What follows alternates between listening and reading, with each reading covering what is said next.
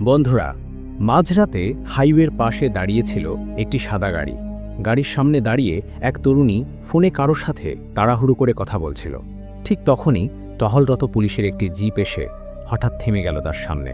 Inspector Vikram গাড়ি থেকে নেমেই কঠোর গলায় বললেন, এই সময় এখানে দাঁড়িয়ে কি করছ? তরুণীটি শান্তভাবে বলল, গাড়িটা হঠাৎ বন্ধ হয়ে গেছে স্যার, আমি শুধু মেকানিককে ফোন করছিলাম। কিন্তু বিক্রমের মুখে সন্দেহের ছাপ আরও গভীর হয়ে উঠল। চারপাশ ফাঁকা রাস্তা, মাঝরাত, আর একা এক তরুণী। পরিস্থিতিটা তার কাছে স্বাভাবিক লাগছিল না। সে রুক্ষ কণ্ঠে বলল, নাটক করার দরকার নেই, এত রাতে এখানে দাঁড়িয়ে অন্য কাজ করছো তাই না? তরুণীটি অপমানিত হয়ে চুপ করে রইল, কিন্তু তার চোখের দৃষ্টিতে ছিল অদ্ভুত এক আত্মবিশ্বাস। পুলিশ কনস্টেবলরা ফিসফিস করতে লাগল, স্যার, মনে হচ্ছে সন্দেহজনক ব্যাপার। ইন্সপেক্টর বিক্রম কঠোরভাবে বলল, ওকে থানায় নিয়ে চল। তখনও কেউ বুঝতে পারেনি কয়েক মিনিট পরে এমন এক সত্য সামনে আসবে যা পুরো পরিস্থিতি বদলে দেবে। কারণ সেই মুহূর্তে পুলিশ শুধু একজন সাধারণ মেয়েকেই দেখেছিল। কেউ কল্পনাও করেনি যে মাঝরাতে রাস্তায় সাধারণ মেয়ে ভেবে পুলিশ অপমান করল এক মহিলা আর্মিকে। আর সেই ভুলের ফল কয়েক মিনিটের মধ্যেই সবাইকে স্তব্ধ করে দেবে। বন্ধুরা, ভিডিওটি শুরু করার আগে অনুরোধ করছি, আমাদের চ্যানেলটি সাবস্ক্রাইব করুন এবং পাশের বেল আইকনটি চাপুন, যাতে এমন রহস্যময় গল্প মিস না করেন। বন্ধুরা, রাত তখন প্রায় 12:30। দিল্লি জয়পুর হাইওয়ের একটা নির্জন অংশে দাঁড়িয়েছিল প্রিয়া শর্মার গাড়ি। রাস্তার দুপাশে অন্ধকার, মাঝে মাঝে দূরে ট্রাকের আলো ছুটে যাচ্ছে। প্রিয়া ফোনে কারো সাথে দ্রুত কথা বলছিল। হ্যালো রাহুল, তাড়াতাড়ি আসো, গাড়িটা একদম স্টার্ট নিচ্ছে না। ওপাশ থেকে রাহুল বলল, ম্যাম, আমি আসছি, 10 মিনিট লাগবে। কিন্তু সেই 10 মিনিট যেন অনেক দীর্ঘ হয়ে গেল। ঠিক তখনই পুলিশের টহলে দাঁড়িয়ে এসে দাঁড়ালো। ইন্সপেক্টর বিক্রম গাড়ি থেকে নেমে প্রিয়ার দিকে তীক্ষ্ণ চোখে তাকালেন। তোমার নাম কি? প্রিয়া। এখানে কি করছো? গাড়ি খারাপ হয়ে গেছে।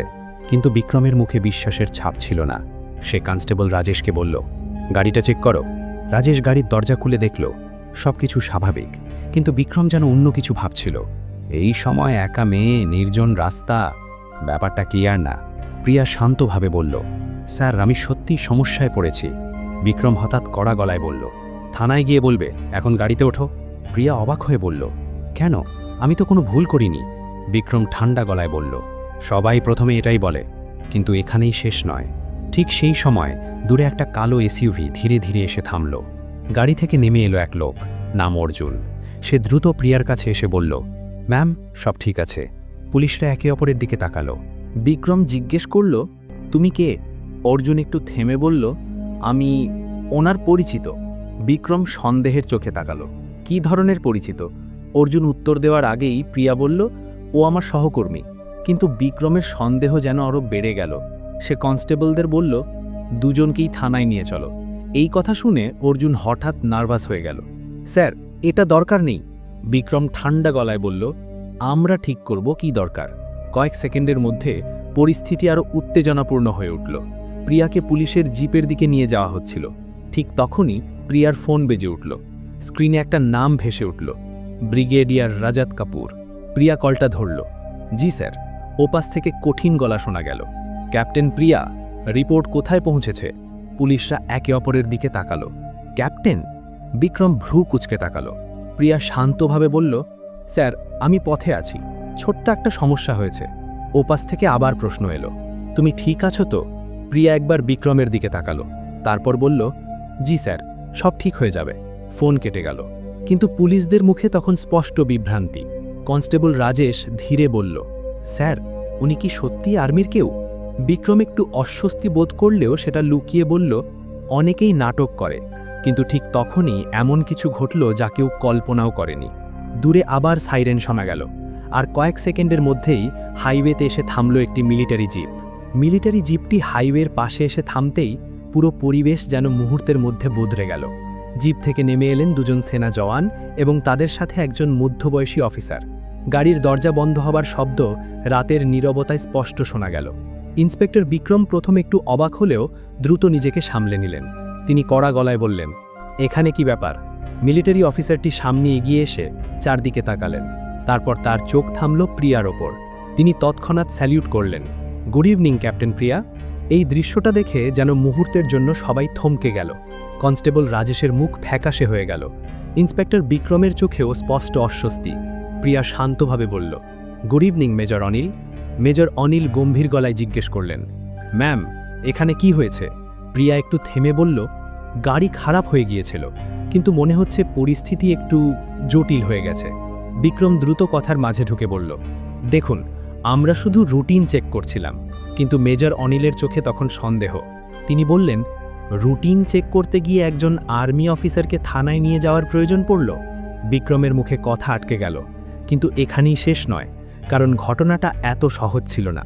মেজর অনিল তখন প্রিয়ার দিকে তাকিয়ে নিচু গলায় বললেন, ম্যাম, রিপোর্টটা কি নিরাপদ আছে? প্রিয়া মাথা নাড়ল। হ্যাঁ। এই কথা শুনে ইন্সপেক্টর বিক্রমের কৌতূহল আরও বেড়ে গেল। সে বলল, কোন রিপোর্ট? মেজর অনিল সরাসরি উত্তর দিলেন না, বরং তিনি বললেন, এটা আর্মির অভ্যন্তরীণ বিষয়। কিন্তু পরিস্থিতি তখনও শেষ হয়নি। ঠিক তখনই অর্জুন হঠাৎ পিছিয়ে যেতে লাগল। তার মুখে অদ্ভুত এক ভয়ের ছাপ। প্রিয়া সেটা লক্ষ্য করল। সে ধীরে বলল, অর্জুন, তুমি কোথায় যাচ্ছ? অর্জুন কাঁপা গলায় বলল, আমি একটু ফোন করব। কিন্তু মেজর অনিলের চোখে তখন তীক্ষ্ণ দৃষ্টি। তিনি এক জওয়ানকে বললেন, ওকে থামাও। জওয়ান দ্রুত এগিয়ে গিয়ে অর্জুনকে থামালো। ইন্সপেক্টর বিক্রম অবাক হয়ে বলল, কি হচ্ছে এখানে? কয়েক সেকেন্ডের মধ্যে সবকিছু যেন আরও রহস্যময় হয়ে উঠল। মেজর অনিল ধীরে বললেন, ইন্সপেক্টর, আপনি জানেন এই লোকটাকে? বিক্রম মাথা নাড়ল। না।